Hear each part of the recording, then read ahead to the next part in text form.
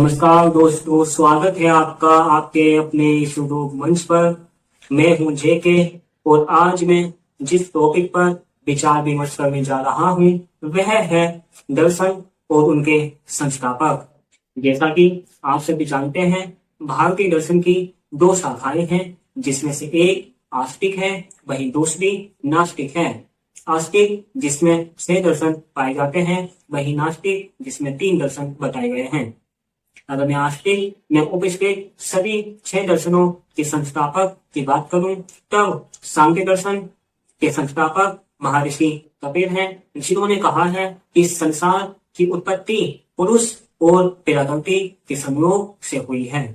वहीं अगर मैं बात करूं योग दर्शन के संस्थापक की, तो इनके संस्थापक महर्षि पतंजलि हैं, जिन्होंने कहा है कि आत्मा की शुद्धि और मोक्ष की प्राप्ति के लिए अष्टांगिक योग उत्तम है।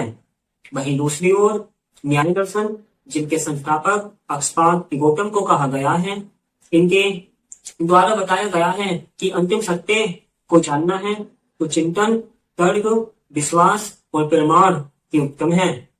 इसके साथ ही अगर मैं बात करूं वैशेषिक दर्शन के संस्थापक की, तब इनके संस्थापक महर्षि किरदाद हैं, जिन्होंने परमाणुवाद का सिद्धांत दिया है।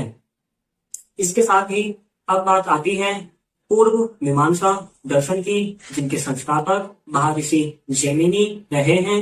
इन्होंने कहा है कि कर्मकांड और वेदों की व्याख्या ही उत्तम है। इसके साथ उत्तर मीमांसा, जिनके संस्थापक महर्षि व्यास को बताया गया है, इन्होंने ब्रह्म, मोक्ष, आत्मा जैसे कॉन्सेप्ट पर फोकस करा है। वहीं अब बात आती है नास्तिक दर्शन के तीनों दर्शनों के संस्थापक की। अगर मैं बात करूं जैन दर्शन, तो इनके संस्थापक ऋषभदेव या महावीर स्वामी को बताया गया है। इन्होंने अनेकांतवाद और स्यादवाद के सिद्धांत पर फोकस करा है।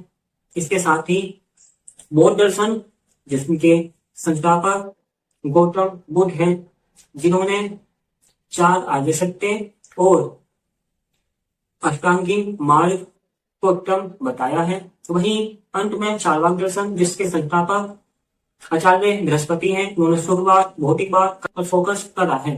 धन्यवाद।